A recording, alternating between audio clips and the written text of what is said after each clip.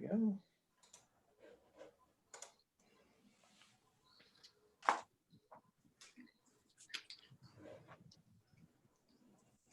I show it's 3:28, so we'll give it a few more minutes.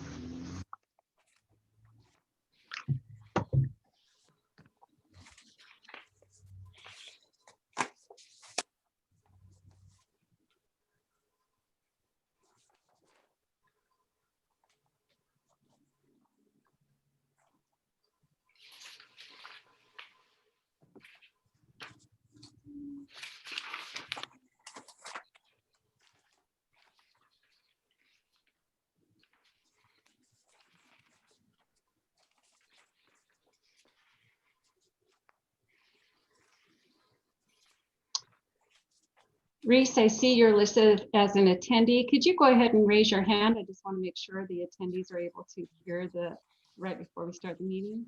Okay, perfect. Thanks. Thank you.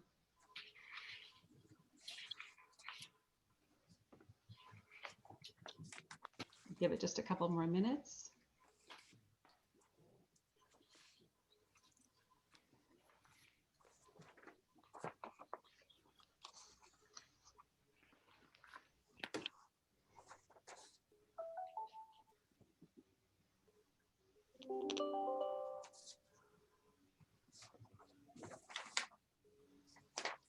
So commissioners, we will leave your audio or video on during the entire meeting. We will turn off the videos, any of our staff members who are not speaking or presenting, so it's a little less distracting. Feel free to go ahead and mute your microphone if you are not speaking, just to eliminate some background noise, and then take some, that point gets some taking used to too, but we will remind you if you're speaking while muted. So we'll wait for Commissioner Morris to get set, and then we'll be ready to start. Okay, we're ready to start. So welcome, good afternoon, to the November 12th meeting of the initial commissioners of the County of Santa Barbara Citizens Independent Redistricting Commission. The meeting is now called to order. Before we begin, I'd like to go over how the public can participate during the public comment. Today's meeting is remote, virtual only, through the Zoom webinar information identified on the public agenda. The meeting is being recorded and will be available for viewing on the internet at www.countyofsb.org/redistricting.sbc. Public participation during the meeting can only be done through the Zoom webinar link or by calling the phone numbers listed on provided on the agenda. For those using the Zoom webinar link, please indicate that you wish to speak during public comment by selecting the raise your hand feature, and staff will know to call on you. When called upon, please state your name for the record. Attendees by phone can raise your hand by pressing *9 when it's your turn to speak. We will announce your caller ID number or your phone number. When called upon, please state your name for the record. We reserve the right to mute a microphone for profane, harassing, or offensive language, or for speaking beyond the time limit set. For now, unless the chair sets otherwise, the time limit for public comment will be 3 minutes.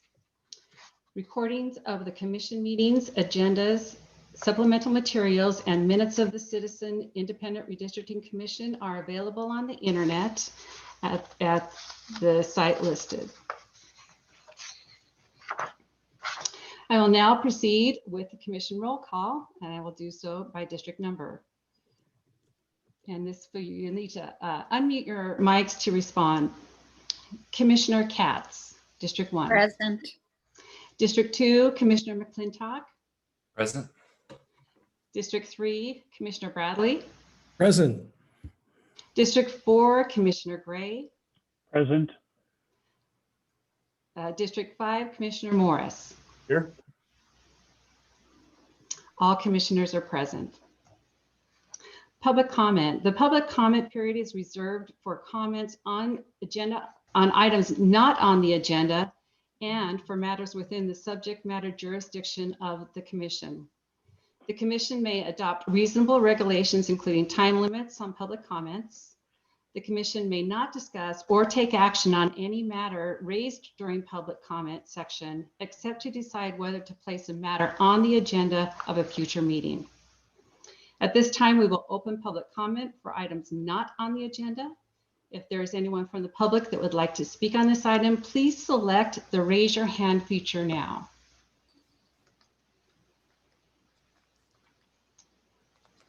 Okay, I have 3 speakers that have raised their hands so far, 4, and John Douglas. If you'd like to speak. Thank you. Can you hear me, commissioners? Yeah. Yes. Thank you. Just to be clear, I'm sorry. This comment is regarding the selection of district drawing commissioners, correct? Is that what this agenda item is?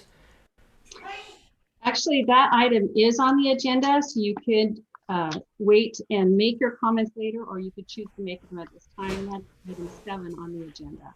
Oh, okay. If it's okay, I would appreciate being able to make my comments now as to that item on the agenda regarding commissioners for the setting districts. Yeah. Thank you very much. I appreciate the courtesy. I'm kind of taking out in the middle of work. My comment is that I would urge you all to set rules for interviewing finalists for the redistricting commission and err on the side of transparency rather than doing things behind closed doors. It's not that anyone obviously is questioning integrity of the decision-making process, but what's important is, in all ethical matters, is the appearance of backroom deals and of making decisions out of the spotlight of the public's ability to weigh in and comment.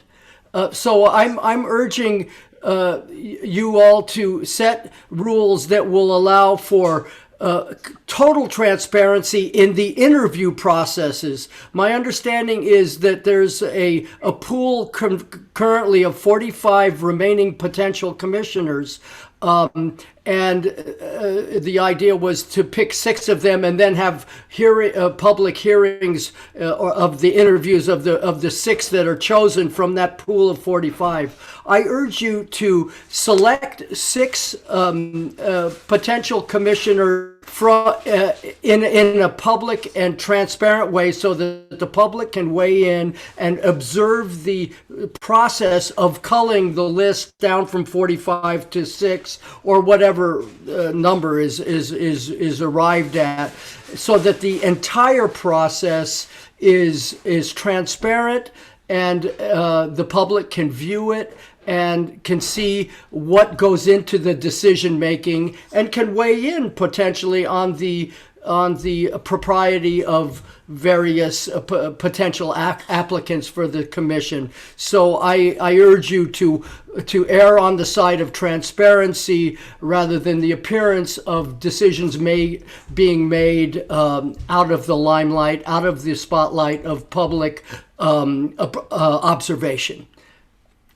And I appreciate your letting me make my views known and for letting me go ahead of the schedule. Thank you for your courtesy, and thank you for all the good work you do for our county and its people. Thank you. The next speaker is Lee Heller. Lee, can you unmute? Yes, I've unmuted. Thank you, commissioners. Thank you for the opportunity to speak, and I'll be brief. And again, thank you for your service. I wanted to bring to your attention a subject of concern regarding the demographer that the county has supplied you with for this incredibly important work. NDC was actually found to have represented to another organization significant errors in demographic data. It ended up in court in Wake County, North Carolina. I believe there's an article in the Davis Vanguard.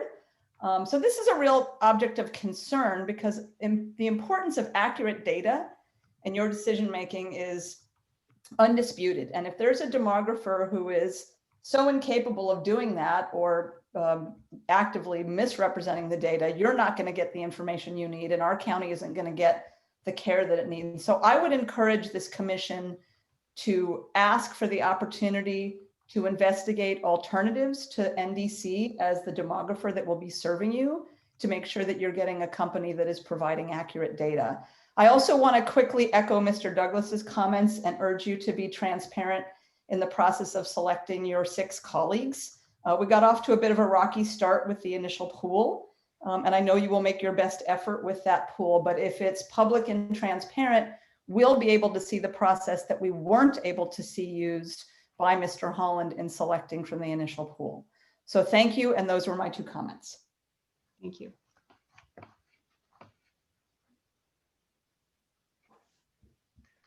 Okay, the next speaker is Lada Murti.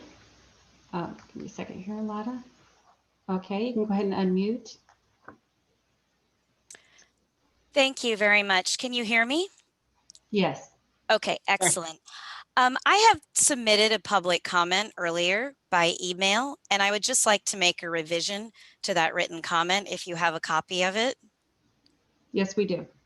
Excellent. I would like to redact the mention of Lupe Alvarez at the end of the second to last paragraph. Okay. Thank you very much.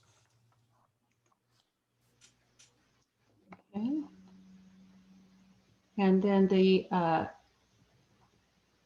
next speaker is Gail Teton-Landis.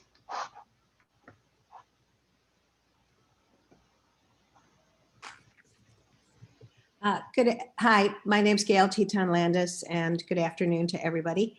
I first want to applaud the Board of Supervisors for only hiring interim counsel and allowing you all to select your own legal counsel when the commission has fully formed. And sort of following up on what Lee Heller described, I respectfully request that you also assert yourself in the selection of an appropriate demographer. The county signed a contract with National Demographics Corporation behind closed doors without even requesting proposals from other demographers. Unfortunately, just last year, NDC and their principal, Douglas Johnson, was found to have fabricated data to support a Republican redistricting plan in North Carolina. In that case, Wake County Superior Court Judge Paul Ridgway, who led the panel, said North Carolina's rules for expert witnesses say that, quote, his opinions must be the product of reliable methods and principles, and the principles used by Dr. Johnson were not reliable, unquote. In fact, the information that Dr. Johnson provided you for today's meeting has some factual incorrectness.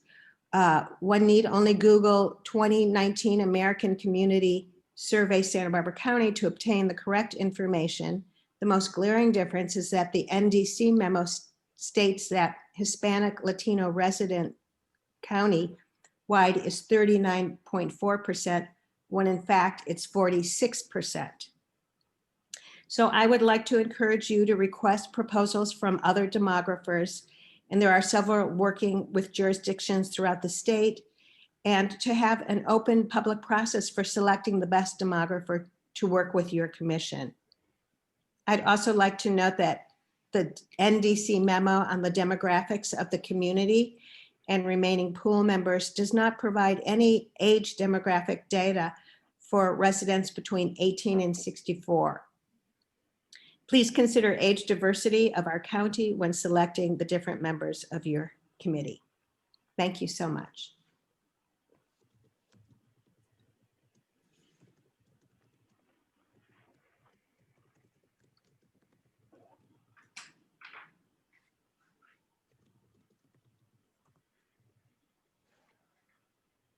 Oh, I'm sorry. The next speaker is Hazel Davalos.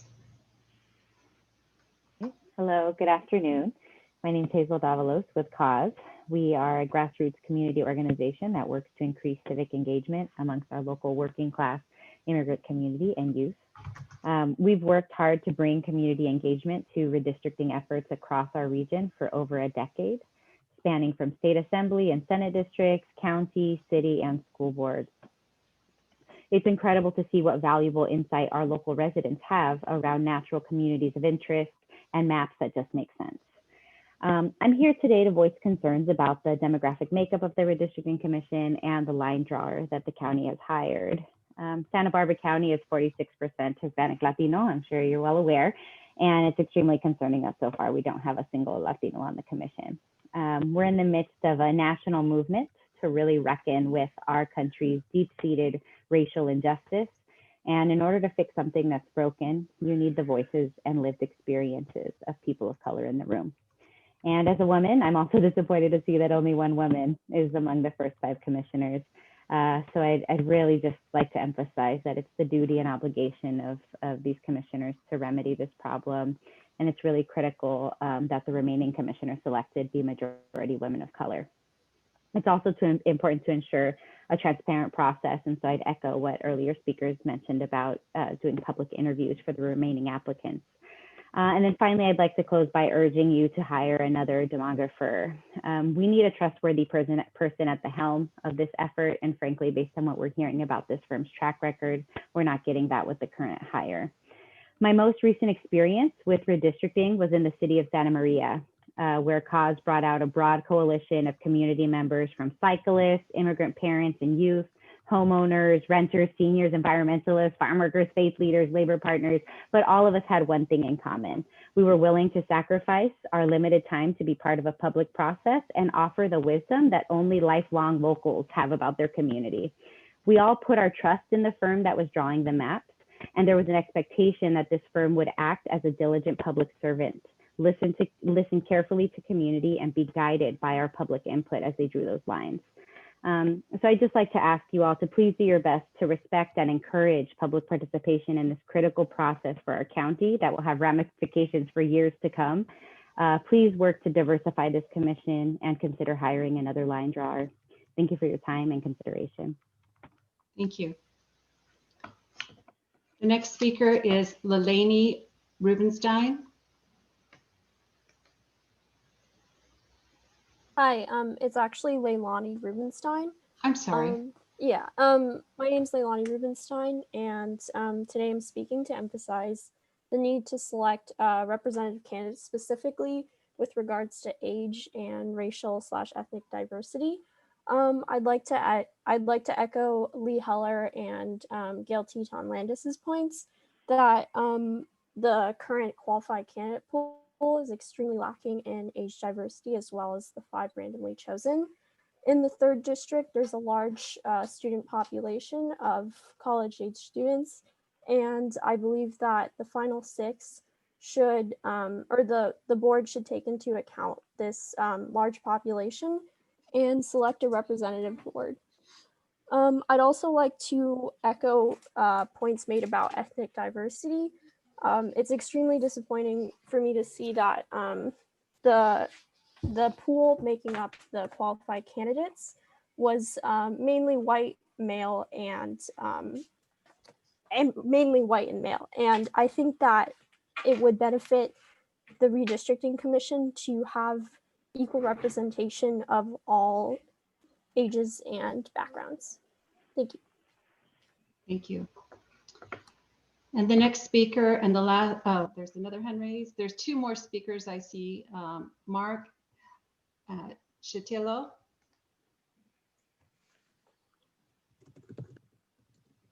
Good afternoon, members of the committee. I'm Mark Chitillo, and I'm speaking today as a resident of Santa Barbara County.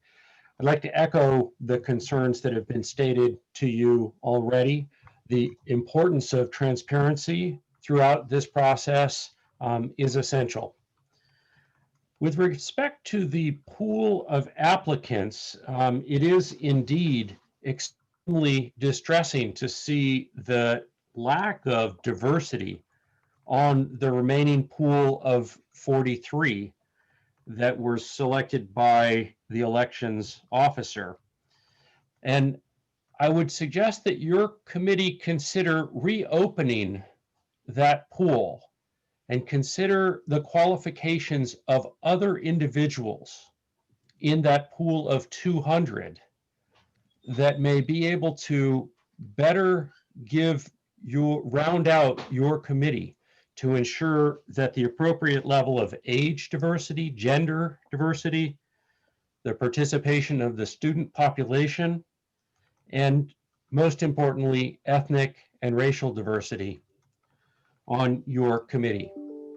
We very much appreciate your service and recognize that this is not something that's undertaken lightly, but we think it's critically important that there is an accurate reflection of the full diversity of our county on your committee.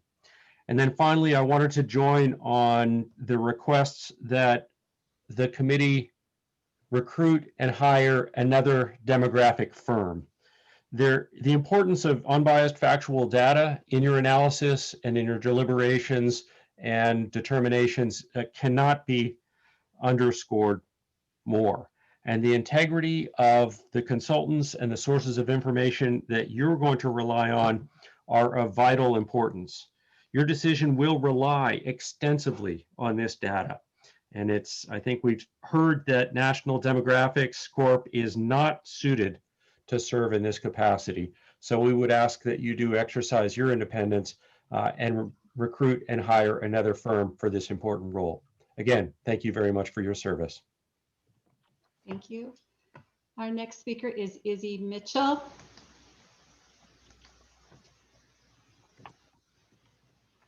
Hello. Good afternoon. My name's Isabel Mitchell, Izzy, from UC Santa Barbara.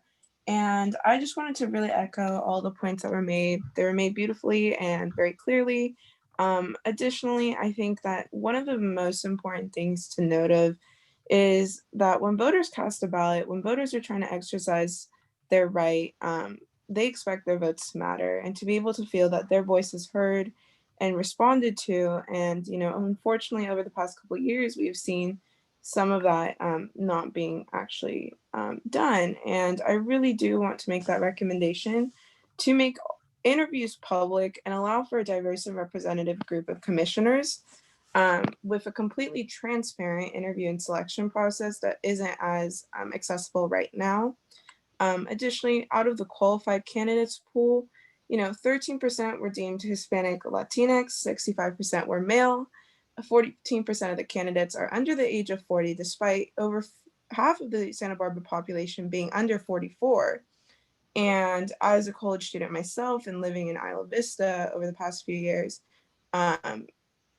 it's very important to consider that we can't have just people who aren't necessarily representative of the demographic in Santa Barbara.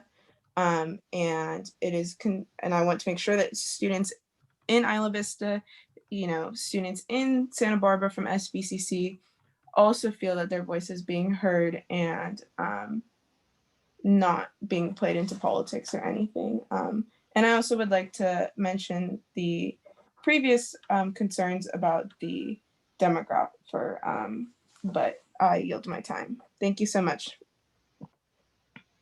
Thank you.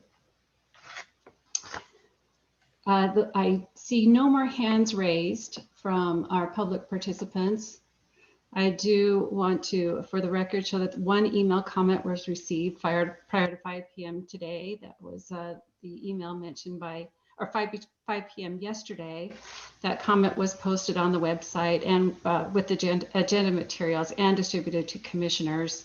And that comment was submitted by Laura Murty. She's the one that asked that her comment be amended. Commissioners, that was the final request to speak. At this point, it would be appropriate for commissioners to report on any ex parte communications pursuant to the county ordinance. Ex parte communications occurs when a commissioner communicates directly or indirectly with any person or party in connection with a matter before the commission. So if any commissioner has an ex parte communication to report, this would be an appropriate time to do so. Ms. Tilden, before we jump to that, can I ask a clarifying question really quick? Yes. and this is perhaps best directed at Ms. Anderson. Several of the public commenters asked the commission to exercise different words, independence, discretion, or to redo work that has been done prior in this process. Will our scope of authority be discussed under agenda item number 6 today? And if not, can we ask that some clarification be added around where we have discretion and where we do not under the ordinance? So thank you, Commissioner Morris. I would say that certainly you guys can add anything to a future agenda that's not on this one. But I would like to ask your counsel, Mr. Churchwell, if they have discretion to discuss it under item 6. That would, out of curiosity.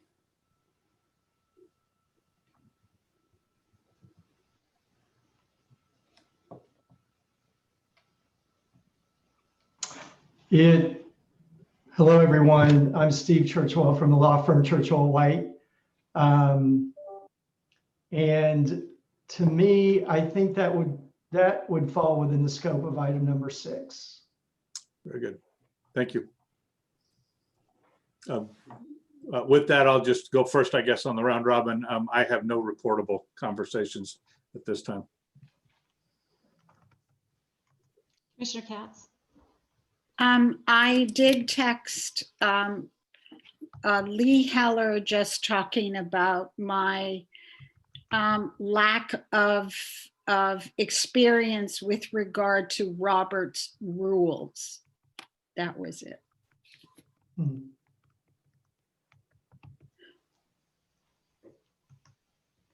Commissioner Bradley? I sent 3 previous emails to your office, and I think they went through to NDC as well. Some of my fellow commissioners, I think all of you have seen my earlier email, so I just wanted to point that out. And I was contacted last evening by Douglas Johnson to answer a technical question that I had.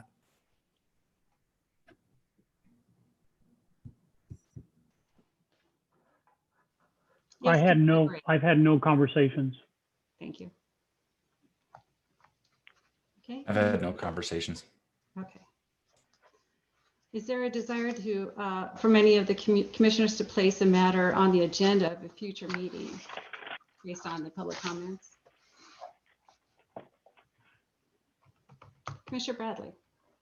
I think today in our public comment, we've heard from 3 or 4 people who've given us their concerns about our use with our contract with NDC and our legal counsel. I personally have no knowledge of how they were selected, and it might be worth adding to our future agenda a quick review of what that process of selection was, and perhaps we could hear about any other alternatives that were considered and the merits thereof. Okay, if it's let me just, if I could, Commissioner Bradley, just one question. Do you want to do that with just the 5, or do you want to wait and have that when we have the 11 together in January? Happy to do either way. Well, perhaps it would be most prudent to wait until we have a fully seated commission so that everybody could bring in their resources and their ear and listen to what they have to say. Yes, I think we should wait until we seat a full commission. Thank you. I would also like to comment. I also have concerns about diversity in our selection, and would hope that we would be able to perhaps review that. The decisions that were made that put us where we are today. okay, is that an item to be added for future agenda, or perhaps that may be covered today when we go over the ordinance as well as the selection process? we can touch on that. And then if you feel it's not adequately addressed, then perhaps we could schedule it for future item as That well. yeah, that would be fine. All right. Okay, there's no action required from the commission at this point unless there are any more items to be scheduled for a future meeting. So without further discussion, we'll move on to item 3. Item 3 is approval of the minutes of October 22nd, 2020. Before we take action, we'll open the public comment on this item. If there's anyone from the public desired to speak, please select the raise your hand feature now.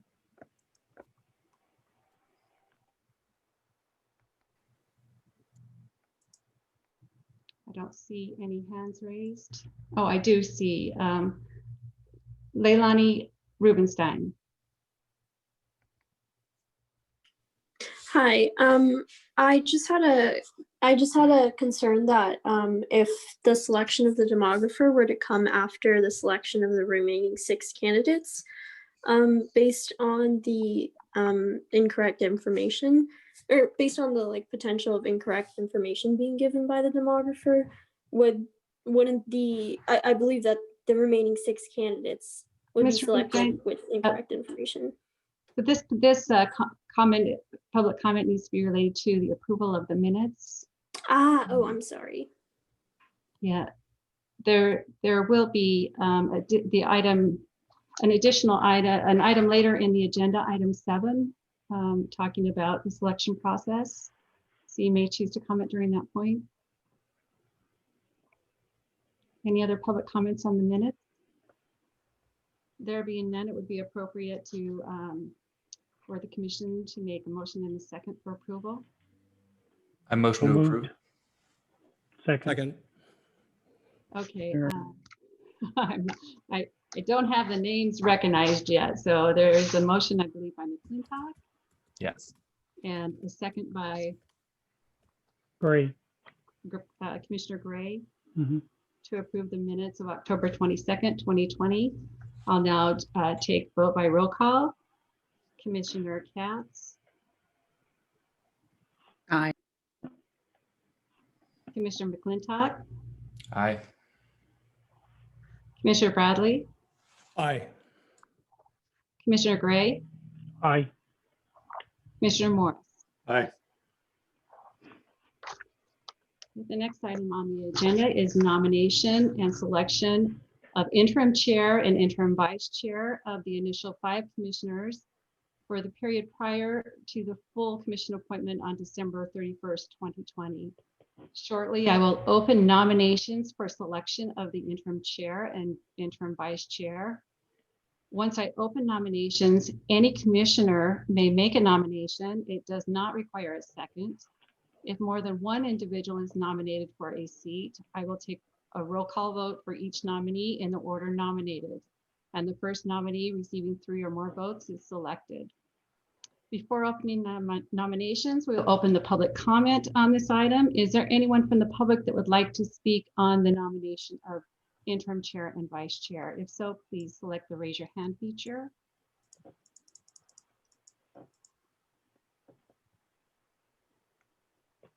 Okay, I see no hands raised. With that, I will open nominations for the position of interim chair. I'd like to nominate Commissioner Morris for chair. Okay, are there any further nominations? I'd like to nominate William McClintock. Any further nominations for the position of chair? Okay, we have Commissioner Morris and Commissioner McClintock nominated for the position of chair. I will now do a roll call vote for the nomination of Commissioner Morris for the office of chair.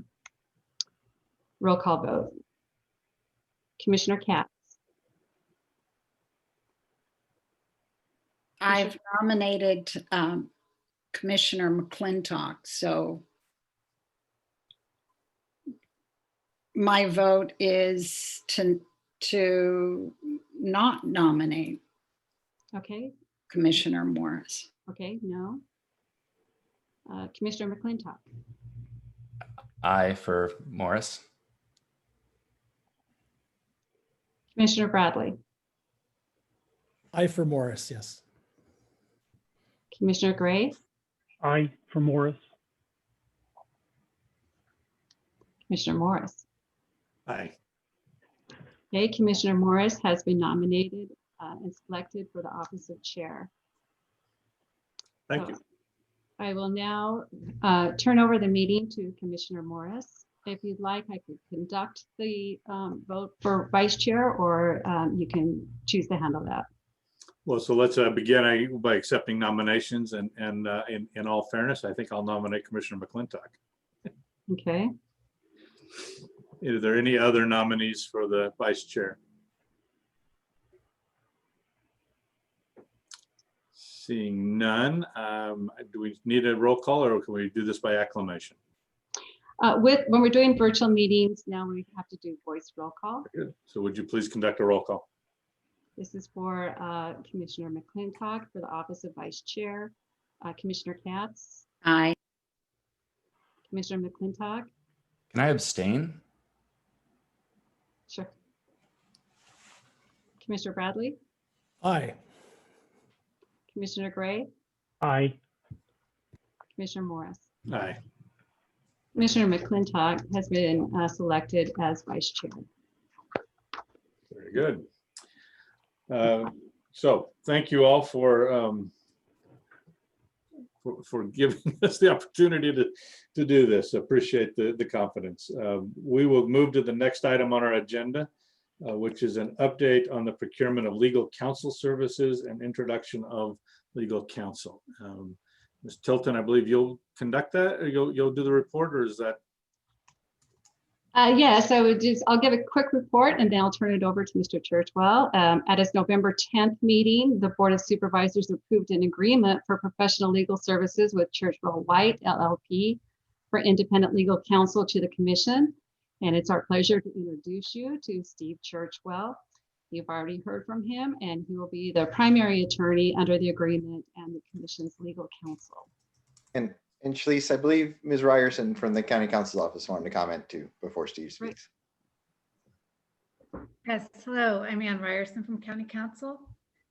And as you've heard, on Tuesday, the Board of Supervisors approved a contract with Churchwell White to serve as independent legal counsel for the Commission. The board expressed that it wants the full Commission to be able to select your own legal counsel. So they decided that this contract with Churchwell White will terminate on January 31st, unless the Commission approves continuing with Churchwell White. So County Council, we're not your legal counsel, as I've said before, but we will make a cameo appearance when the full Commission is in place sometime in December or early January to help facilitate that decision. And your legal counsel, Steve Churchwell, is here today. Steve has experience with redistricting matters, with elections law, and he was formerly the general counsel for the California Fair Political Practices Commission. So Steve, I don't know if you want to say anything else about yourself. Thank you. And you guys, it's an honor to assist you, whether it's for 10 weeks or further. Either way is fine. And as Ann said, I've been practicing election law since 1986. And with that, I did have some time in government at the FPPC, which does come in kind of handy in some of the issues that you will be dealing with. Do involve those. So feel free to contact me about your Form 700 or any kind of questions about that. And so I think I'll just leave it at that. You know, my firm is Churchwell White in Sacramento. You can go on that website and look at my my page. I think it's under people, and you can just look a little bit about my background, like where I went to school and things like that. I'm a native of Tennessee. I moved here right out of law school. mainly because there was a recession, and secondarily because I thought I could live at the beach. And turns out that that I did do that for the first couple of years in Santa Monica, and then moved up here because I kind of missed being around government, quite frankly. I lived in Nashville quite a long time, so I kind of missed being involved with government. And that's what my firm mainly does, is we represent governmental entities as well as some private entities. So if you have any questions for me today, I'd be glad to entertain those. Commissioners, any questions? Commissioner Bradley. Hi, thanks, Mr. Churchwell, for your introduction. I have a question both for you and Ms. Ryerson. Are there any particular legal questions that we may have or that could arise that would fall to your, Mr. Churchwell's jurisdiction, as opposed to the county's jurisdiction, as answered perhaps by Ms. Ryerson?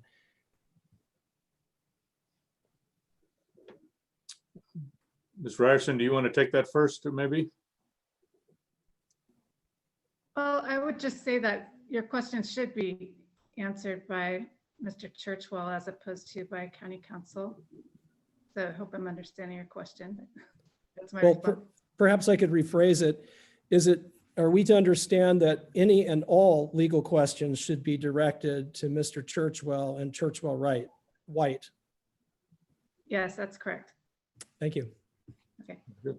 Other questions? Commissioner Katz.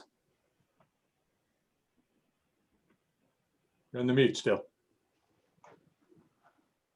You referred to a legal documents. Did I hear 700? Yes, the statement of economic interests.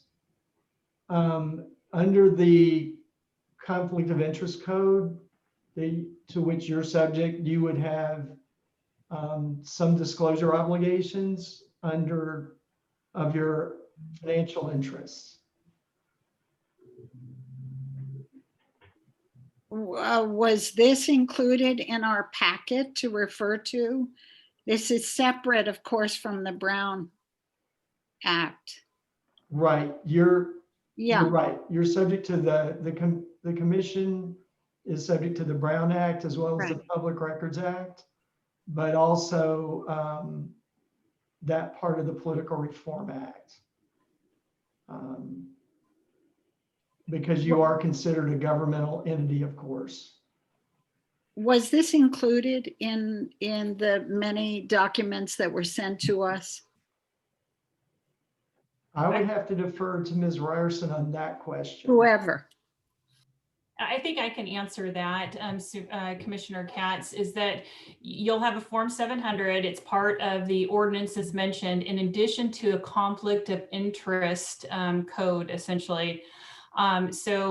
But we needed to get your counsel in place so that he can review that, and then it'll be distributed to all of the commissioners.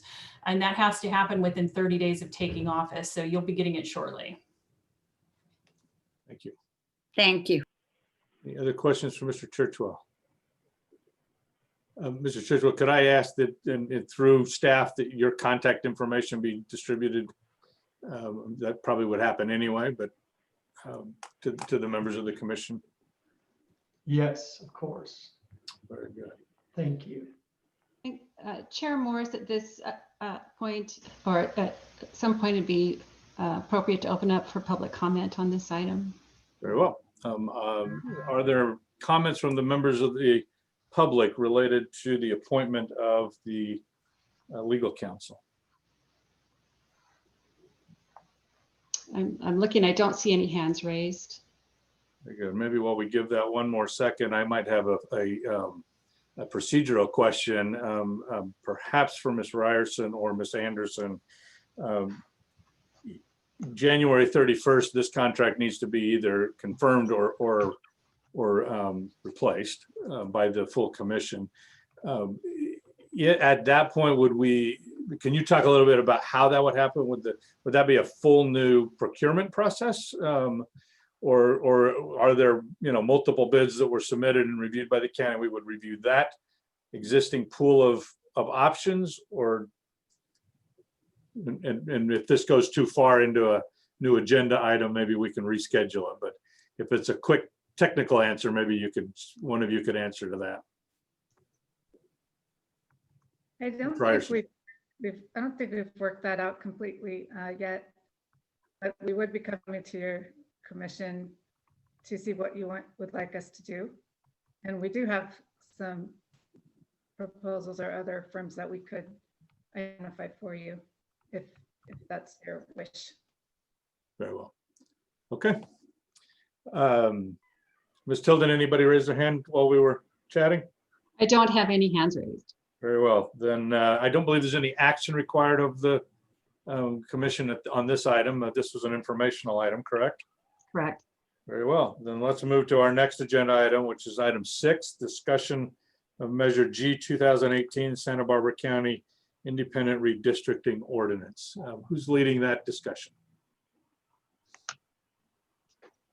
I believe Mr. Churchwell would be leading this discussion. I know that all of you received a copy of the ordinance in your packet.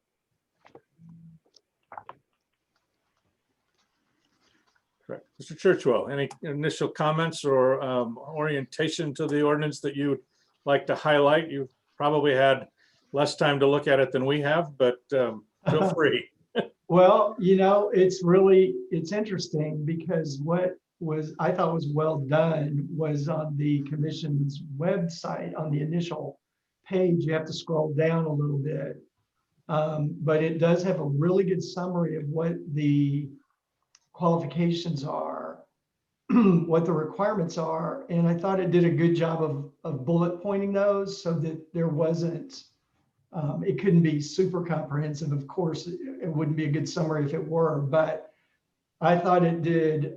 So anyone who's attending the meeting and listening, if they haven't been on that web page, I think it's a good thing to look at. And it does contain a link also, which I thought was very good and thorough. It contains a link to the ordinance and describes the sort of the temporal aspects of what the commission has to do and when they have to do it. Very well laid out, I thought. And also those qualifications. And that's the main thing is campaign contributions to the supervisors, of course, can be disqualifying, as can those of family members and having been a candidate. So all that is listed there. I don't know if we really want to go through it line by line today, but we certainly could do that. Or if any of you have specific questions about it, like any legal document, it's going to have a few vagaries and things that probably could lend themselves to interpretation. But overall, I thought it was a very clear roadmap for us. Good. Let me open it up to the commissioners and see if you have any questions that you'd like clarified about the ordinance at this point.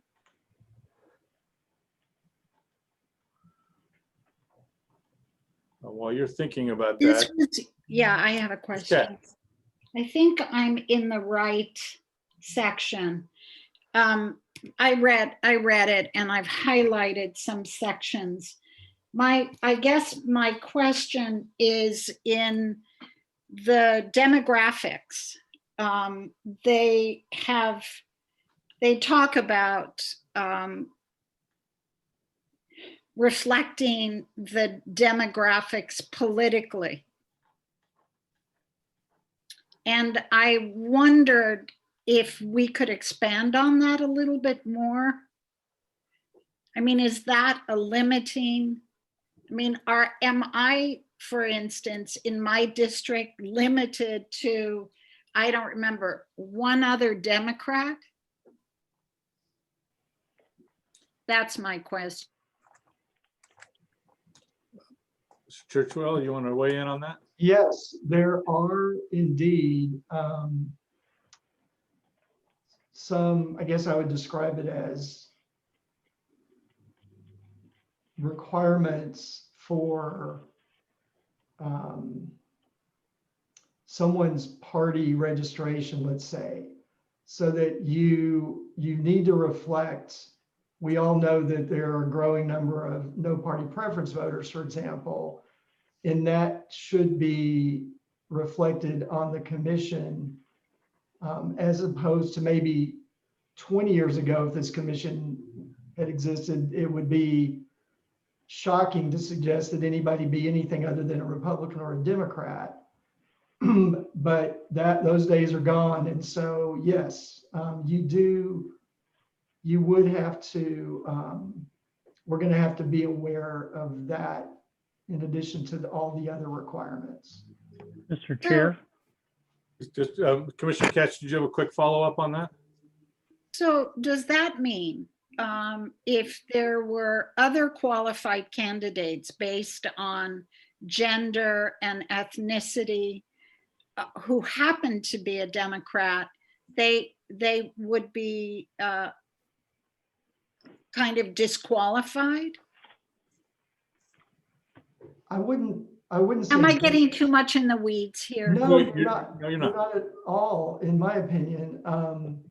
I think this is a very important issue and in a difficult one, right? What you're trying to do, if I read the ordinance correctly, is reflect the community, both sort of in those criteria you just mentioned, but also politically,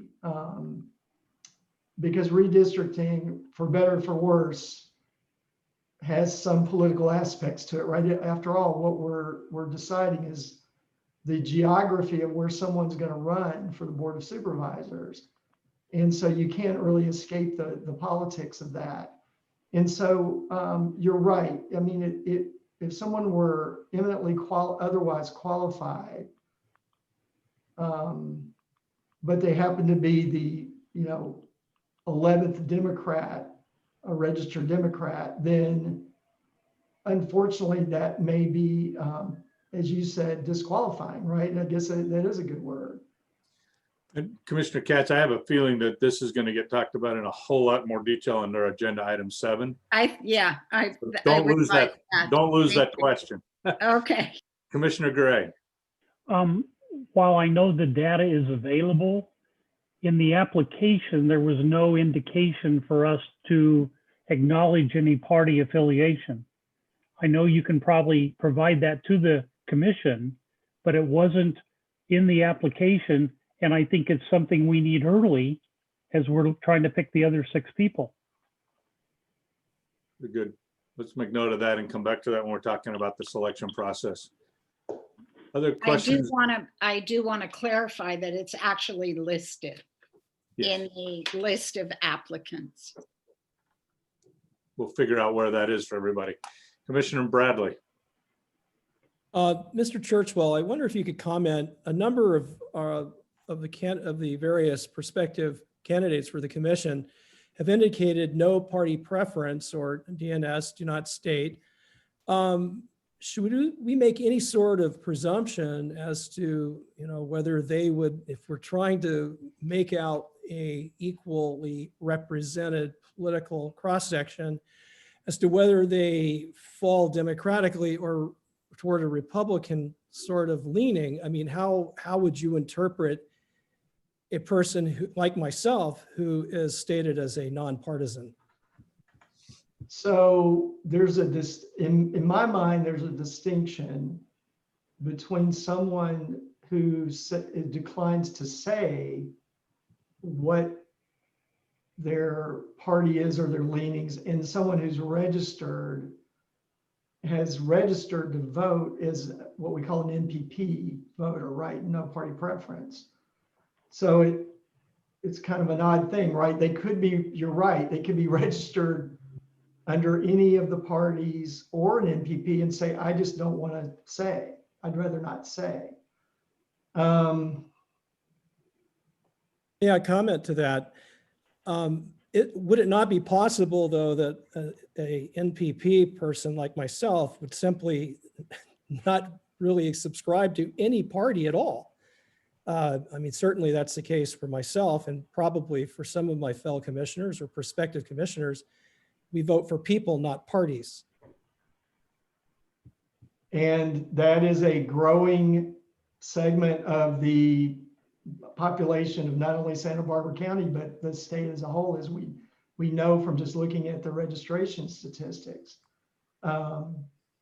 And so when this was drafted, again, this is a rapidly evolving situation with MPP people and voters. And I think a lot of times the polling, you know, there's been a lot of talk, you may have read about the polling being very inaccurate in this election.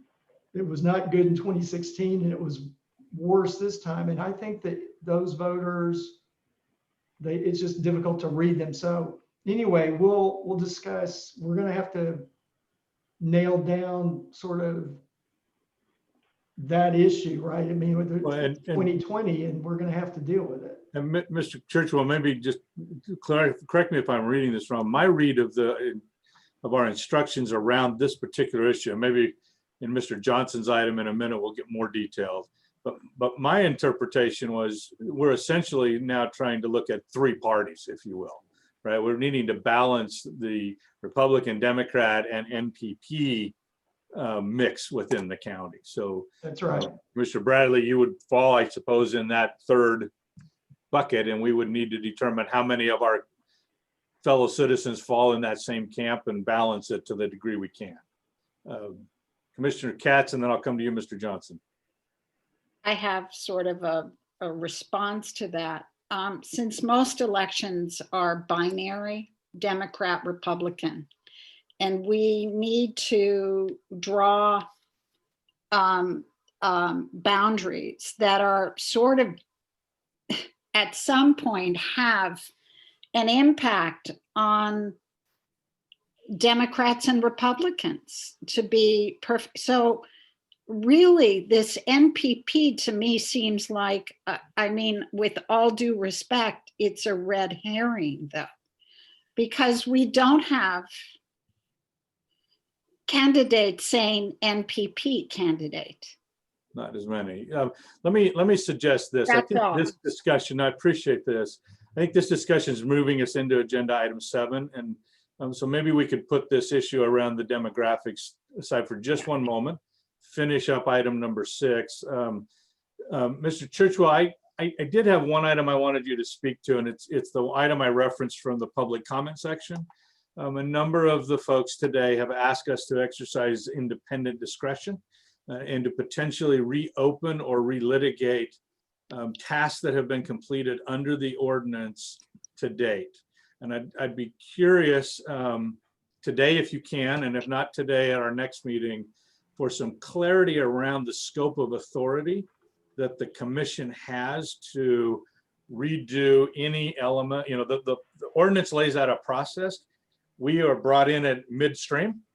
Do we then have the authority to go back and reopen, relitigate, you know, change the pool, any of those things that you heard suggested or like matters? I have not researched that issue, and I'm not prepared therefore to comment on it today, but would be very happy to do so at a future meeting. Very good. So let's make sure that Ms. Tillman, if we could keep that as an agenda item for our next meeting. Are there any other questions from the commission related specifically to the ordinance other than interpreting the demographics? Because I think we'll get to that under the next item. If not, let me then turn to and open that up for public comment. Again, within that same parameter, are there comments from the public related to the ordinance itself? Ms. Tilton, any takers? I saw a hand come up, but it looks like it was, it's no longer raised, so I don't see any hands. Well, perhaps like many of us, they're really wanting to get to number 7. So again, I don't think there's an action on this. This was an informational discussion, unless somebody corrects me there. So with that, I'd like to move us to agenda item number 7, which is in fact discussion, deliberation, and possible action to select the final 6 members of the commission, including the following: legal guidance from counsel regarding selection of the final 6 commissioners, discussion and deliberation about the process for selecting the final 6 commissioners, including receiving public comment and obtaining additional information from and about the applicants, discussion and deliberation regarding the qualities that the initial 5 commissioners are seeking in the final 6 commissioners, discussion and deliberation on a draft scoring sheet for use when reviewing candidates, and discussion of the county demographics and demographics of the subpool, a possible proposal, discussion, deliberation, and voting on individual candidate applicants, should we choose to get that far, and the scheduling of public hearing for interviews of finalists to be considered one of the final 6 commissioners. So with that, who is going to start us off? Is that Mr. Johnson, is that you, or Mr. Churchwell? Where are we starting today? Either way, I think there'll be some tag team here between me and Mr. Churchwell. The one thing I did want to highlight as we get into this is the wording in the ordinance is a little hard to follow, as I'm sure you've all experienced, but on the party numbers you were talking about earlier, there is the discussion about matching the party demographics, the 2 major parties. At the, strangely, completely separate from that, at the end of that paragraph is a discussion that no party preference and others, what the charter calls unaffiliated, are essentially to be treated as a third party. So when you are looking at the numbers, you are looking to match the Republican percentage, Democratic percentage, and then the unaffiliated percentage. So it's odd that it's not all together in the charter, but the charter does spell out how to follow that. And Commissioner, Mr. Johnson, correct me if I'm wrong, but doesn't the ordinance also suggest that while balancing the political affiliations is important and a consideration, it is not the controlling metric that we're using? It is one of the kind of odd things in the ordinance that the wording for matching the party demographics is different than the wording for matching the other demographics. So it almost kind of contradicts itself. It says the commission doesn't have to match perfectly, but it does say politically that it has to match as closely as possible for the party registration numbers. For the other demographic factors, socioeconomic factors, it does specifically say they want you to reflect the county, but it specifically calls out without use of any specific formulas.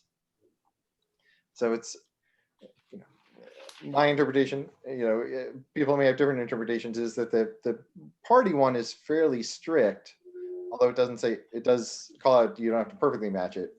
The other one is more flexible, that they want it to be reflective, okay, but not formulas. So your interpretation would be that it has a slightly heavier weight. That would be my interpretation.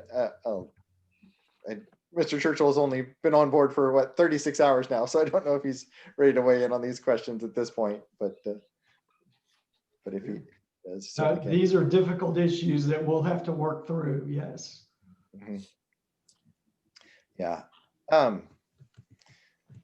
So with that, I guess we'll kind of going through the agenda item by item. We've kind of covered legal guidance, unless Steve, you had anything to add to that, the earlier discussion. Okay. So first, the next item is then the process, including receiving public comment on what process they suggest you follow. We've got a little bit about that earlier, but it may be useful to do that now if the commission so chooses. Please. So Shalice, do you want to see if we have public comment and guide us through that? Oh. Do we lose? I am looking to see if we had any public comment. So this would be public comment specific to the recommendations on the process that we would use to select the remaining 6. That's the item being discussed. Yeah, item 7, I believe we also need to include item 7A on that and 7B on public comment, because I'm not sure that we specifically called for public comment on item 7A or 7B. I'm not seeing any hands raised. Yep. Oh, there's one. Okay. We have a request to speak from B.L. Borave. Good afternoon. You'll need to take yourself off of mute.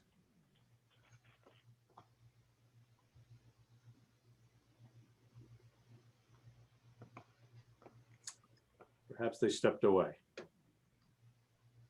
Are there any other requests? I don't see any other requests. Oh. Oh, yes, I do have another request that just showed up from Lindsay Baker. Hang on, is it BL Borave? Did that one just get unmuted and ready? Yes, I did. Thank you so much for your patience. Our pleasure. Having a little trouble with Zoom today. So again, thank you. I'm BL Borave and I'm speaking today just like everyone else has already said, and I know you care about. I want to make sure that the transparency, the diversity, and the citizen involvement and independence that this commission was intended to provide is exactly what happens, especially in these decisions. And much of this has already been said in the early public comment, but for your efforts to be both fair and sadly as important to be perceived as fair, it's critical that the full body of this commission does reflect the diversity of our county in political, geographical, and demographic makeup.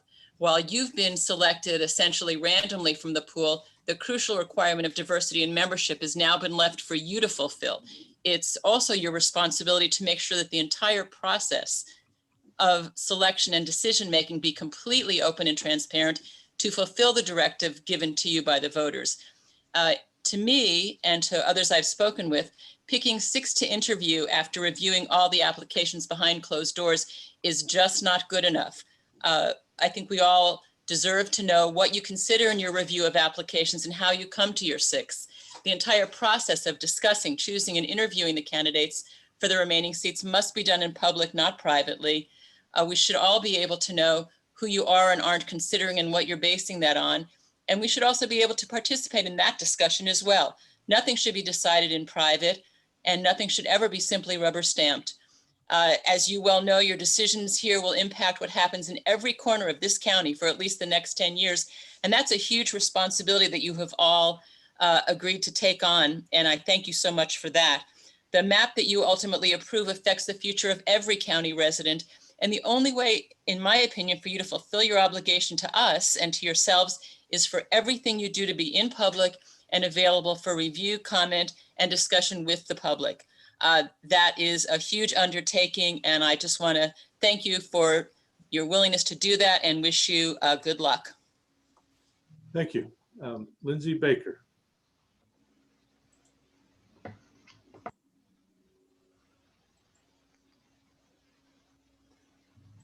Lindsay, are you able to unmute?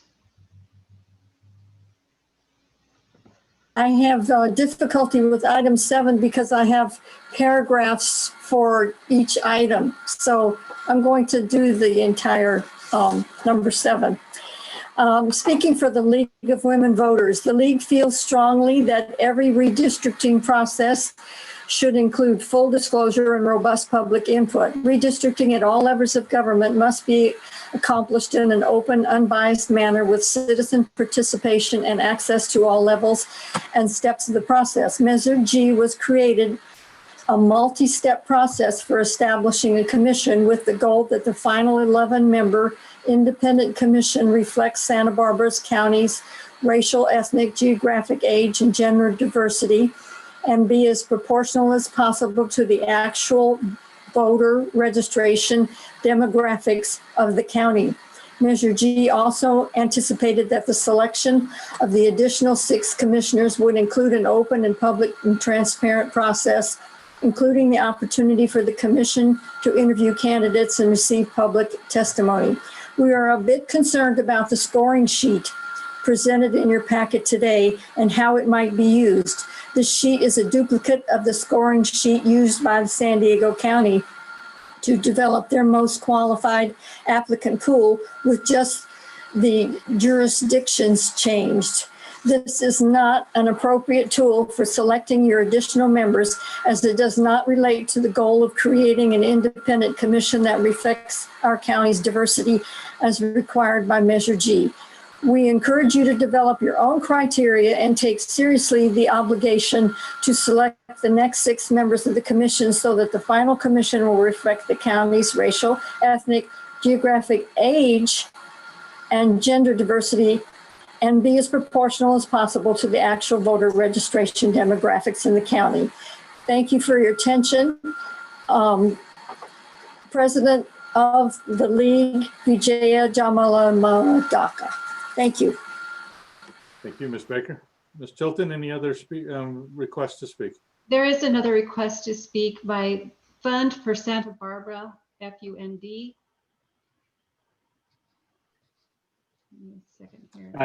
Sorry about that. I mixed up my my Zoom account, but this is actually Stanley Senkoff, and I'm just calling on behalf of myself as an individual today. I'm a resident here in Santa Barbara County, and I'd like to just echo some of the comments that were shared previously about really the importance of ensuring that the commission reflect the demographic, geographic, and political diversity of the county.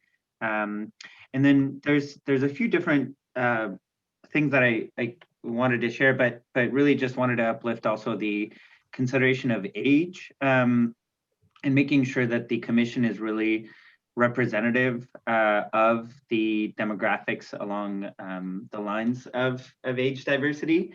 And I know that it's one of the specific demographics called out in Measure G.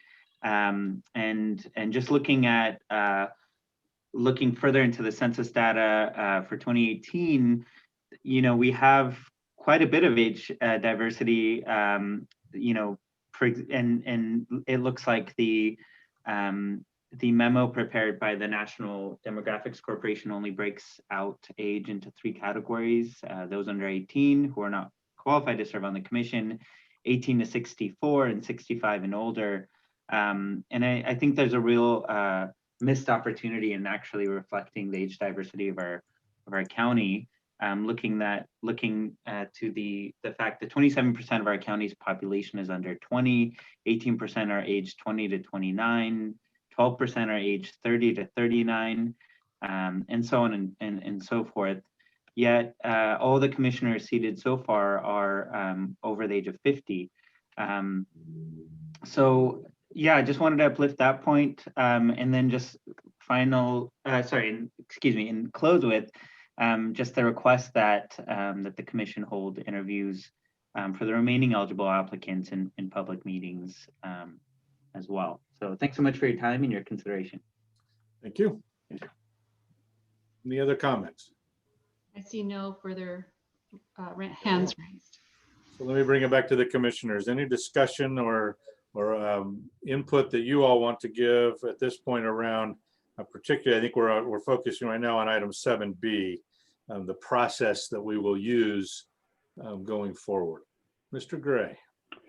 I'd like to reassure the public that I did a quick spreadsheet, and there's 23 females that are on our list of 37 left to consider.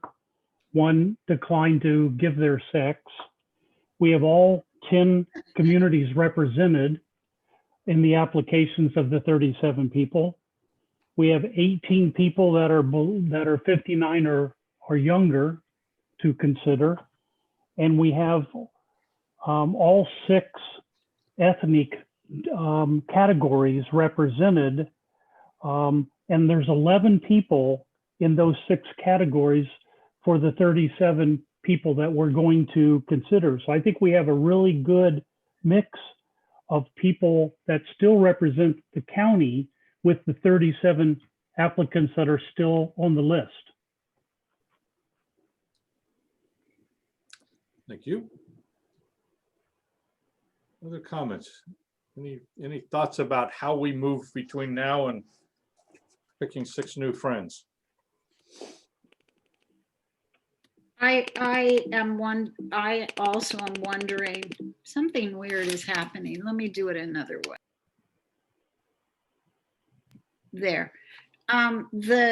This recommended scoring sheet really doesn't at all talk specifically about someone's gender, age, ethnicity.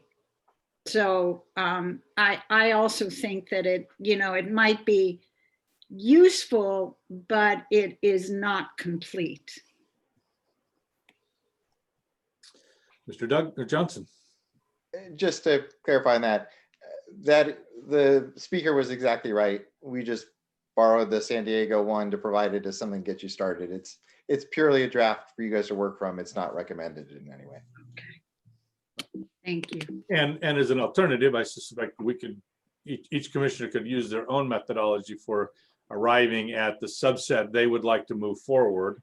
Or we could agree on some sort of a rubric along the lines of what you've recommended. Either of those pathways would be acceptable, correct? Mr. Churchwell probably wants more defined processes for us so that there's a record, right? Well, that's helpful to us in defending it, of course, yes. Okay. Commissioner Gray. Or Mr. Churchwell, because the districts represent about the same amount of people population now, is it appropriate for each of the commissioners to look through their list for their particular district and try to pick a second person from their district? And then all of us will try to pick on the 6th person that represents the wild card, if you will? Does that make any sense? It makes some sense to me. Again, there's nothing that would prevent that I see in the ordinance. If that were, I think you would want that to have some consensus on that instead of each of you kind of deciding to do that independently, but that is one way to proceed. Mr. Johnson. And one of the key questions you'll face in this process is whether you're going to pick the remaining 6 one at a time, or whether you'll approach them as kind of slates.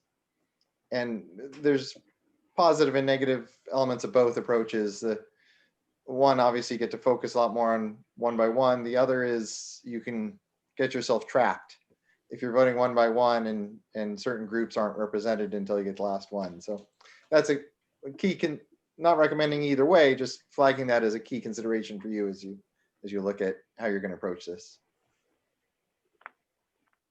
So Commissioner Bradley. I wanted to revisit the earlier question about whether we need a uniform process or if it's okay to proceed with separate parallel processes that where we come up with our individual rubrics. It would seem advisable, just so that we know we're all using the same criteria, to perhaps agree on a rubric that we're going to all use. I wonder if my fellow commissioners could comment on that.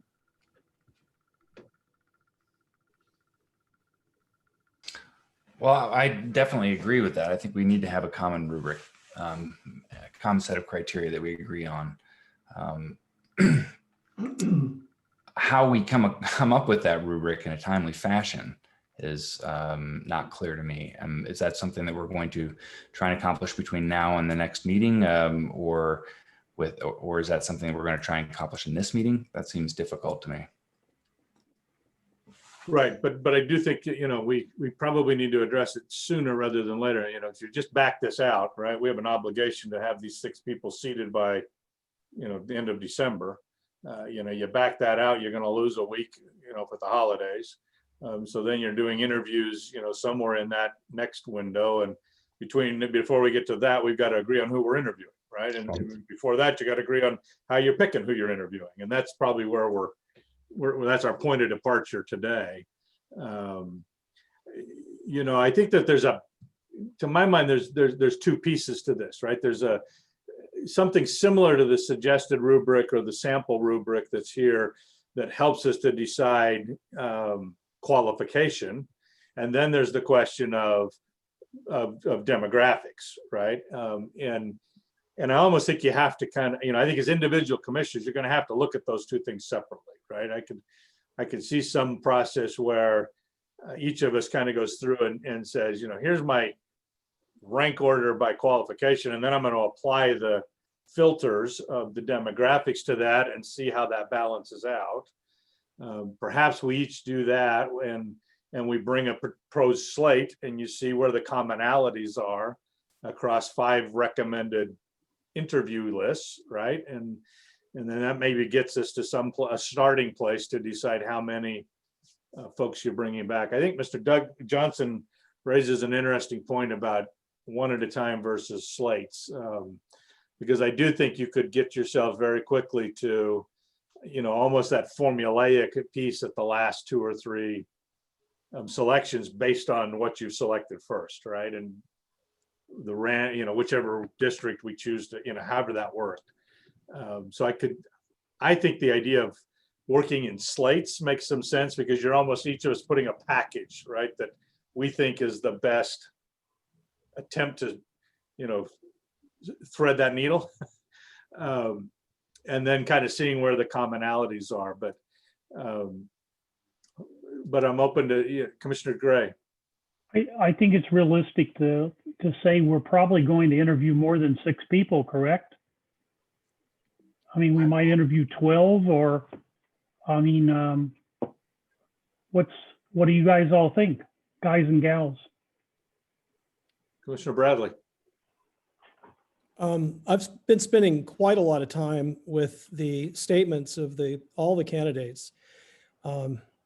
Probably 4 or 5 hours, 6 hours at least. And I also, whatever I could find in the public record, you know, on Google or whatever, trying to find out as much as possible about each candidate. I want to echo something Commissioner Gray said earlier. I think that we've got an excellent pool to choose from. It's just a matter of demographics and getting it right. And Mr. Chair, I think you have the right idea about each of us coming up with a slate.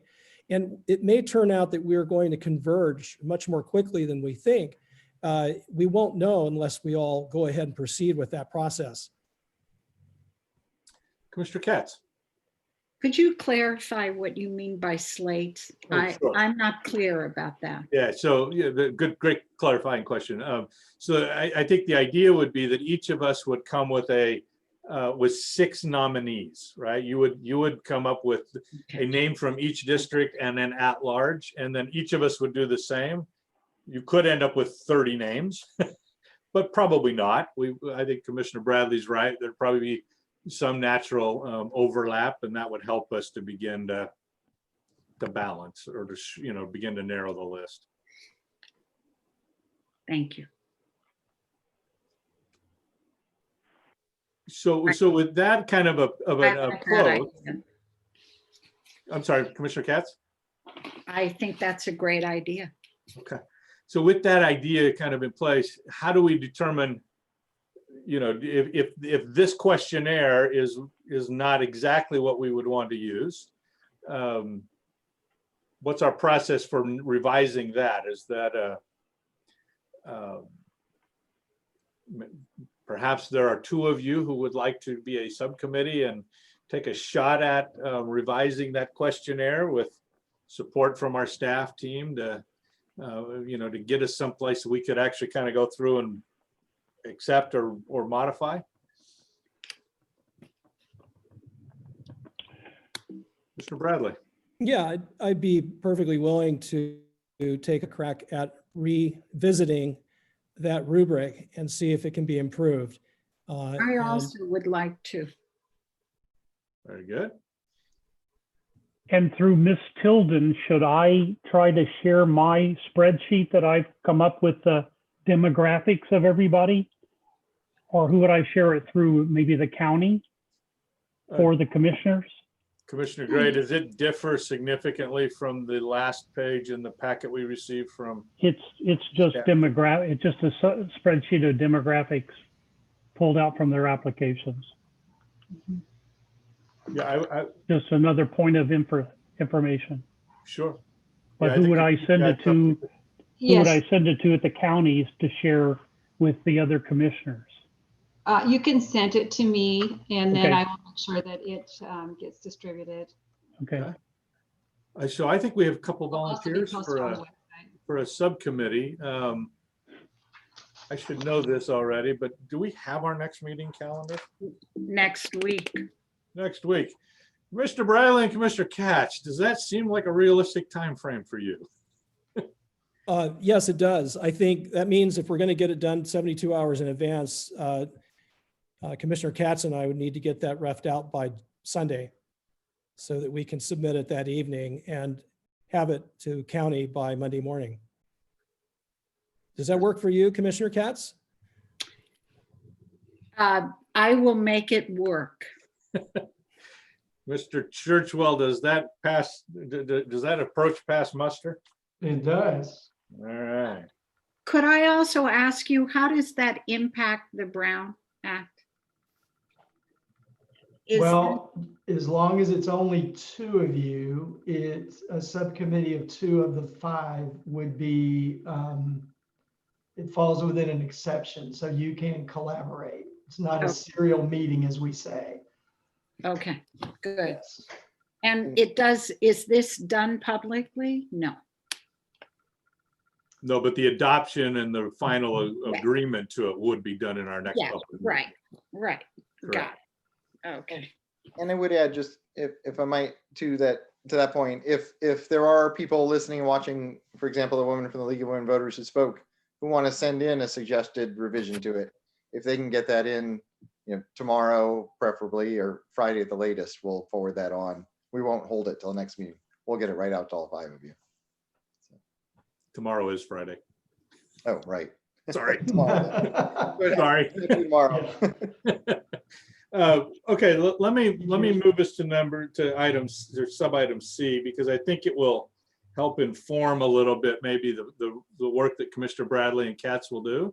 It talks about discussion and deliberation around qualities that we would like to see in those commissioners. I think we've talked about obviously the demographics. So perhaps this could be a discussion around other qualities that they would bring that could be reflected in the rubric that we choose to use. Before we weigh in, let me just, Ms. Tilton, could we see if anybody from the public has any comment related to this particular item? At this point, I don't see any hands raised. Okay, and we'll bring it back to the commissioners. Anybody have any recommendations for qualities that they would like Commissioner Bradley and Katz to try to incorporate into a rubric?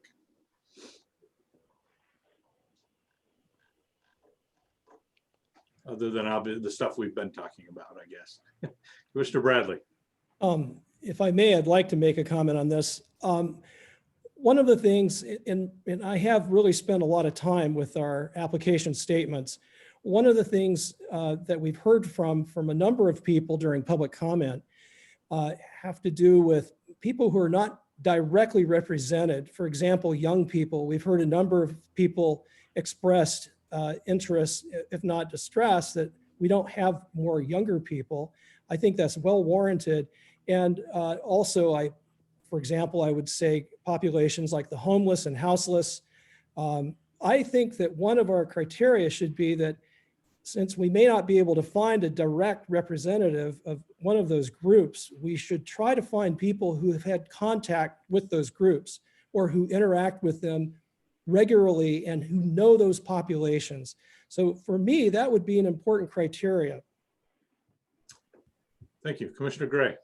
And I would mention that we have 3 candidates of the 37 that are in their 20s and 3 candidates of the 37 that are in their 30s. So we even down to age 21. Okay. Any other points that you all want to add to this?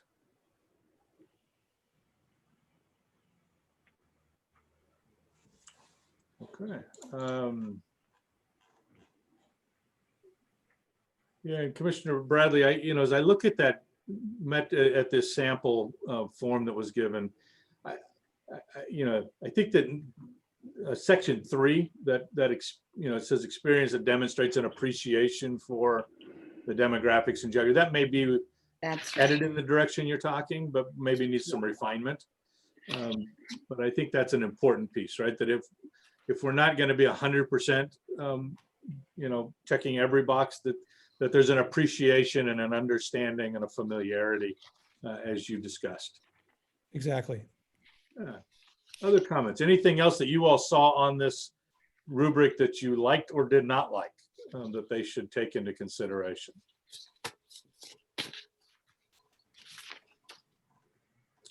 All right. Mr. Churchwell, can I ask, appointment of this committee, do we need to vote on that, or are we taking this as I need a vote? I think we should memorialize it with a motion and a vote, yes. Very good. Well, so I'll make the motion that we appoint Commissioner Bradley and Commissioner Katz as a subcommittee to work to develop a rubric for the commissioners to use in evaluating candidates for appointment to the commission. I'll second. Thank you. Ms. Tilton, would you call the roll? Commissioner Katz, Aye. Commissioner McClintock, Aye. Commissioner Bradley, Aye. Commissioner Gray, Aye. Chair Morris. Aye. Motion passes. Thank you. So as I look, commissioners, at the remaining sub bullets here, I think we've touched on most of this. I'm going to make a presumption that we do not intend today to vote on individual appointees. That we're going to defer that under sub-item F. So before we go to G, which would be to confirm our schedule for this, is there any other comments that any of you would like to make on anything else related to item 7?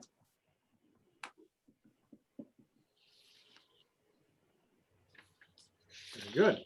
So that takes us to G, which is the scheduling of a public hearing for interviews for the finalists. And Ms. Tilton, correct me if I'm wrong, I think we have a placeholder date in early December. Is that correct? We have a meeting scheduled for December 2nd at 5:30. Okay. Commissioners, does that still work if we were to use that date as our intended date for interviewing finalists for the appointments?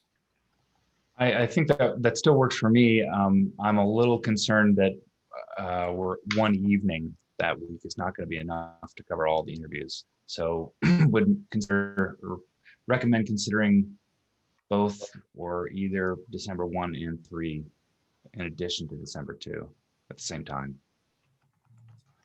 Commissioner Bradley. I echo Commissioner McClintock's concern as well. I'm especially concerned that our interviewees are available then. I think we ought to make certain that they can make that date.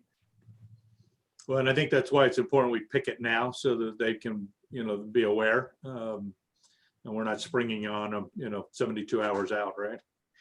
Commissioner McClintock, I think that's a good point to add a second date. We can always cancel it if we don't need it, but probably better to have it on the calendar. So is there a preference of the 1st or the 3rd for folks as you look at your calendars?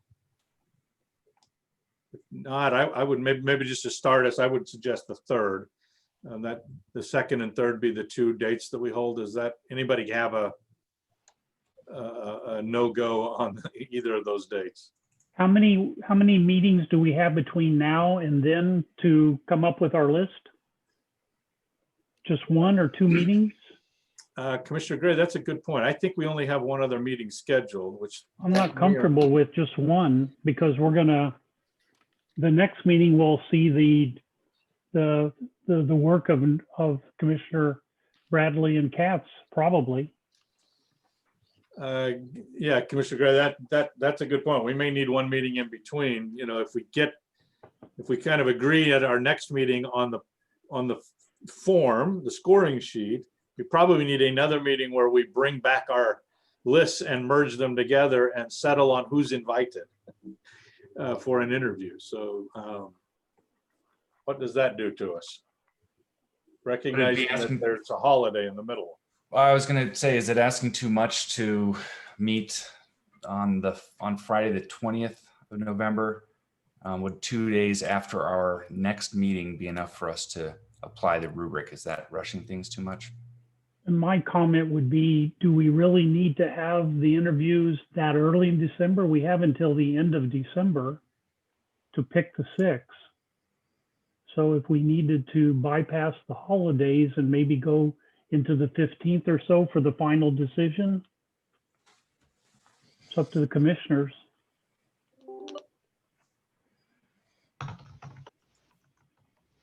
Commissioner Bradley. I'm fine with pushing it back some. I think that might be warranted. So maybe you're suggesting that we keep the 2nd as our deliberation or as our nominating agenda, and that we look at perhaps the 9th and 10th for the interview dates. Is that? Yeah, sounds good. That's correct, Mr. Chair. I think we need, I think next meeting after Commissioner Katz and I are done, there's probably going to be a fair amount of deliberation about whether our rubric is achieving the goals that we all want.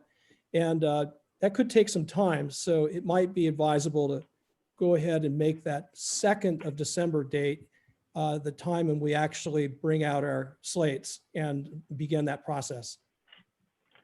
And you'll be able, once you and Commissioner Katz have the rubrics, you'll be able to, Ms. Tilden will be able to send those to us before the meeting so we can look at that? Okay, great. So what I'm hearing is a recommendation that we then stay with a meeting next Wednesday, the 18th, at which time we will discuss the rubric model among whatever other agenda items we have left. And then on the 2nd, we would meet to confer around a finalist list, and that the interviews of those finalists would occur on the evenings of the 9th and potentially the 10th of December.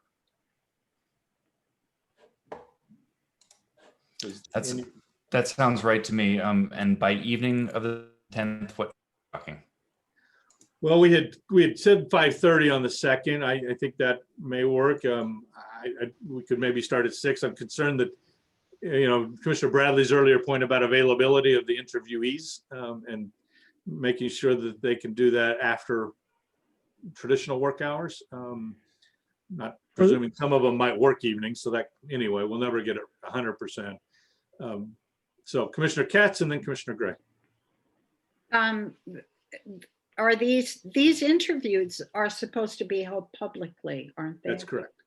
So we would be doing it publicly in the early evening of those dates, correct? That's the model being discussed. Okay, good. Commissioner Gray.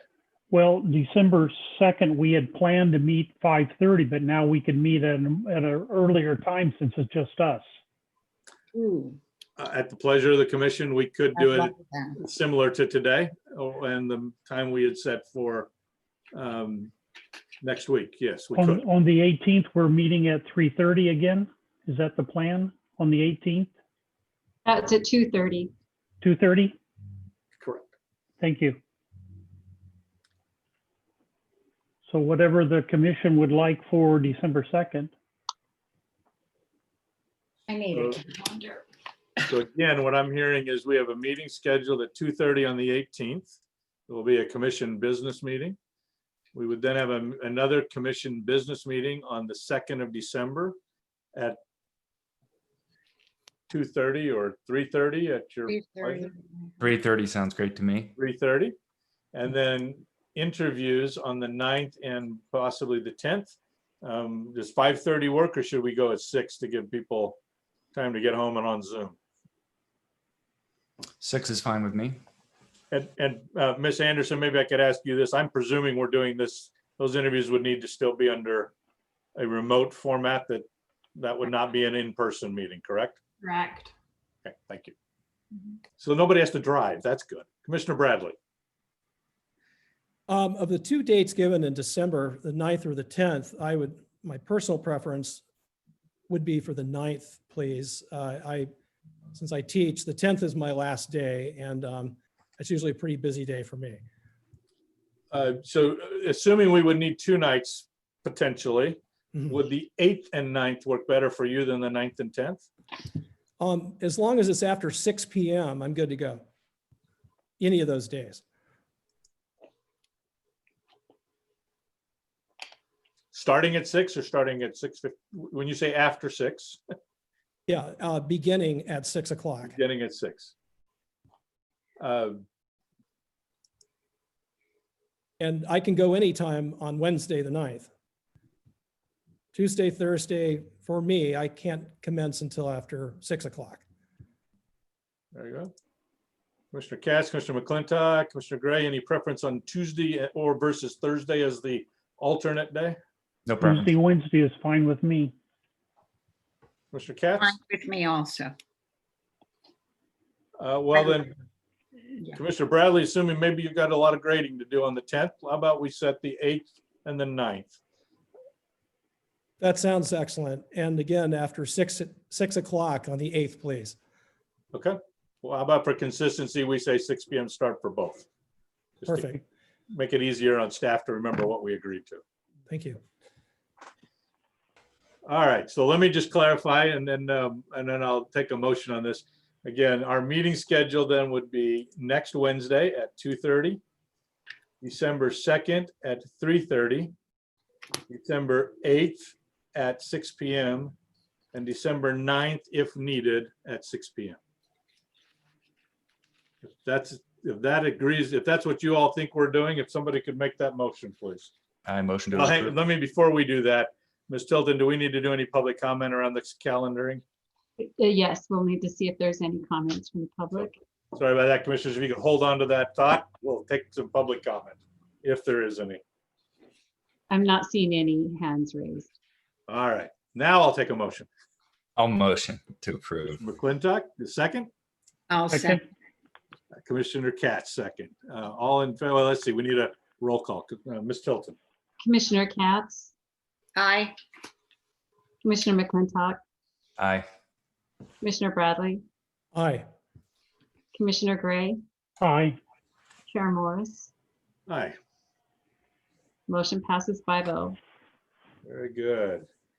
Anything good of the order? Mr. Johnson.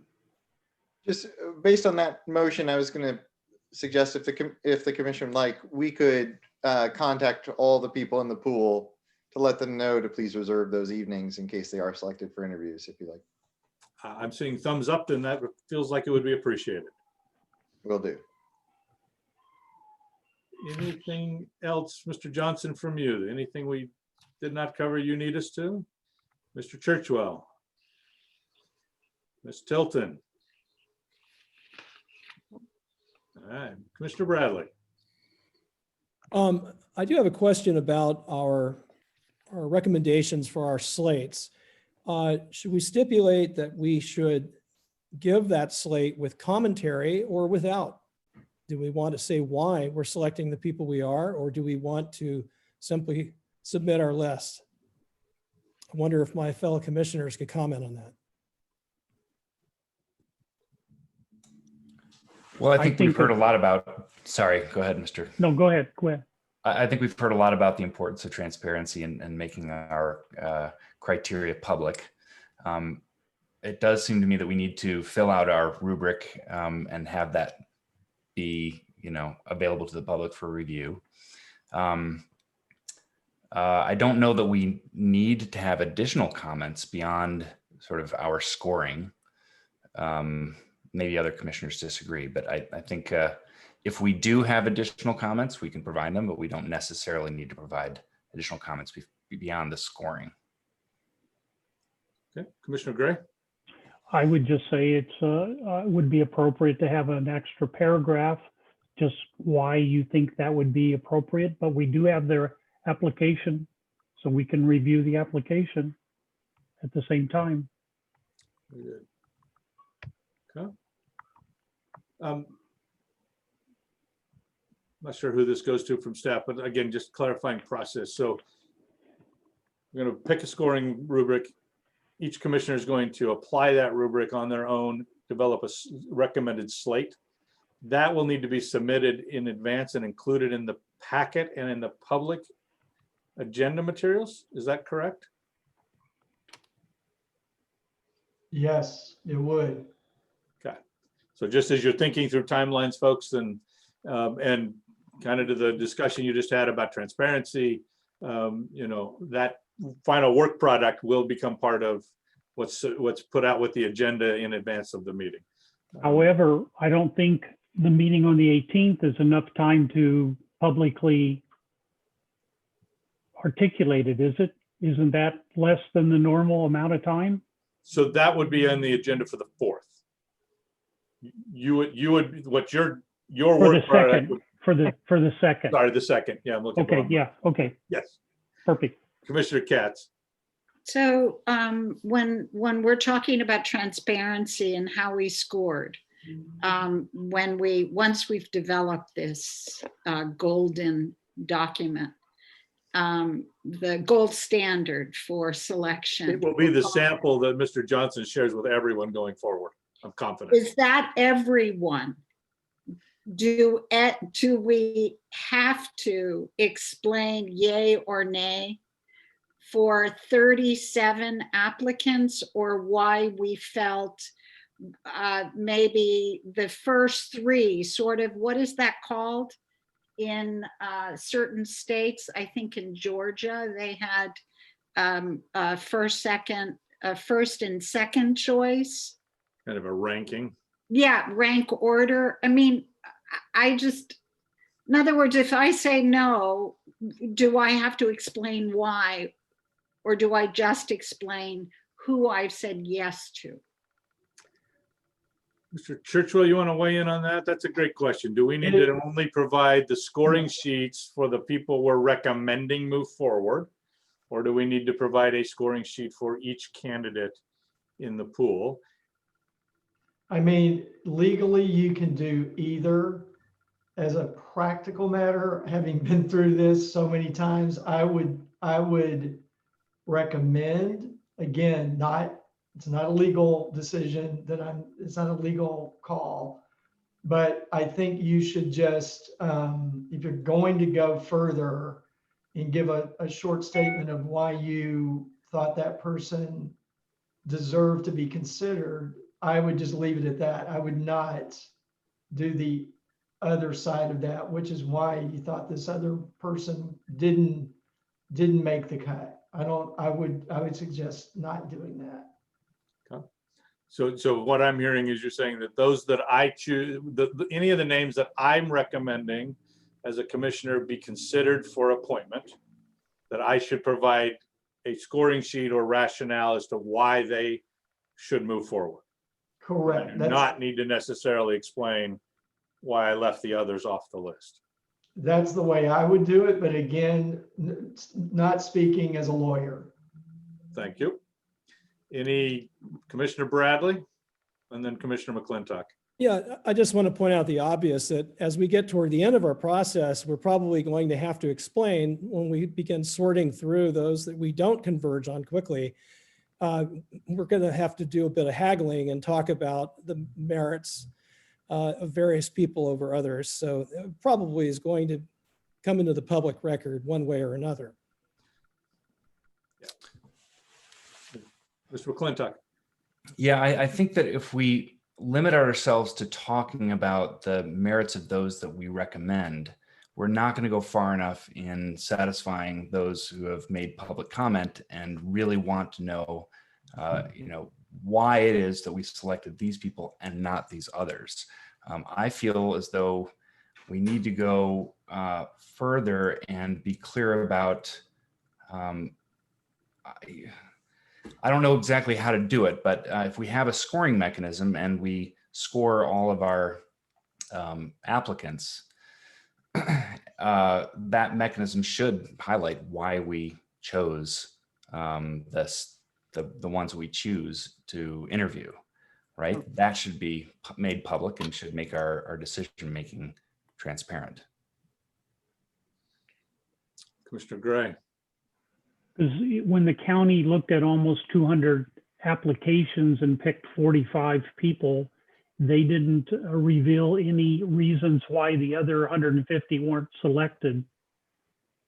And that created some consternation, some concern with the community. And I think having the scores that we all agree upon, I think would be a useful bit of information. Should we be challenged? Why? I think that's a great idea. Yeah, it seems like, a list of scores seems easy enough to do. Right. And then I think, at least for myself, if I'm deviating from a strictly numeric ranking, right, in order to satisfy a demographic balance, I should probably highlight that that's the reason I'm doing it. Right? I should explain my variances, right? Absolutely. Right. Yes, absolutely. So at a minimum, I think that's the standard is, here's my scores based on the rubric that will now be the gold standard in California. And then, some explanation. In the nation, come on. Yeah, and then some explanation as to why I am varying from. Yeah. Okay. Agreed. Everybody comfortable with that approach? Yeah. Excellent. All right. Anything else? Mr. Johnson. Mr. Bradley, and he mentioned that he and I had a call about a technical issue earlier, and I just wanted to check in with him. Did you want to put on the agenda for the next meeting a discussion of the census counts of the schools, or did you want to leave that for January? It's not too soon to do that. And yes, so we did discuss, I had a question based on an email I submitted earlier to NDC and the county about the impact of the pandemic on the 2020 Census Bureau count, particularly in the district where I live, the District 3. We've had so many students, and there are over 60,000 students who attend schools in our county who have residencies. Not all of those students come from outside of Santa Barbara County, but it's a substantial impact. I was suggesting perhaps we ought to send out queries to our largest local schools who have resident students to ascertain how many of those students were displaced by the pandemic after campus closures, in order to assess later the figures that we get from the Census Bureau. They may show some fairly significant anomalies for this count, and we ought to be prepared for that if it does occur. Okay. So the agenda item would be whether to send out a query to local schools and ask about those numbers so that we have some definition of what that impact is. Or perhaps a little more broadly, what are the strategies we can use to address that concern, right? Exactly. Yes, and the thought I was going to suggest is we can actually seek input from the complete count committee for the county as to what they did and what shortfall there may be expecting. So we'll put that on the next agenda. So thank you. Very good. Speaking of which, Ms. Tilden, do you have a quick summary of what's on our agenda for our next meeting?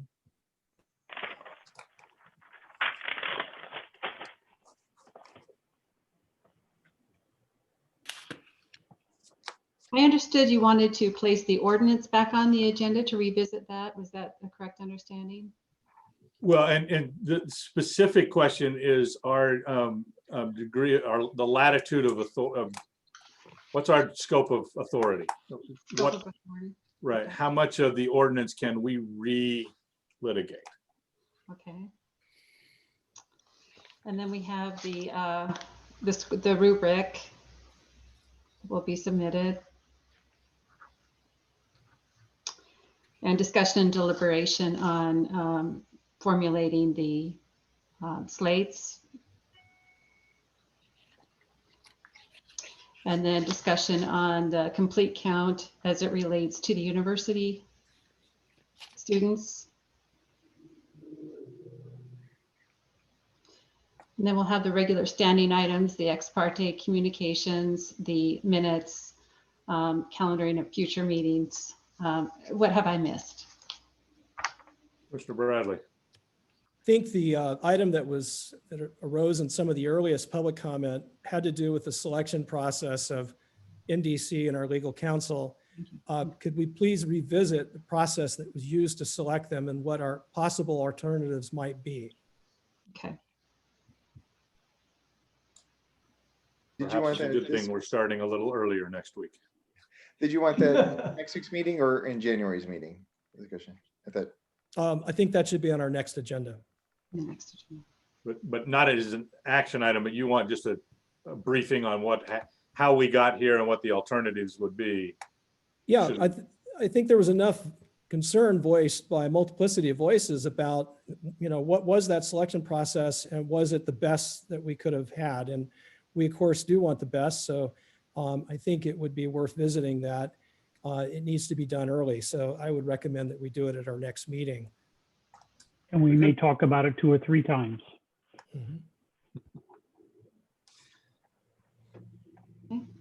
Mr. Katz, any last items? I was just nodding in agreement. Very good. Commissioner McClintock, anything from you? Nope. Mr. Gray? No. Mr. Bradley? I think we're done, folks. Appreciate everybody's time tonight. Very much looking forward to continuing as we begin to pick up the pace here. So we will look forward to seeing everybody at 2:30 next Wednesday. Very good. Thanks very much. Thank you. Nice job. Have a great evening. Good job. Good evening. Good night. Should you and I stay on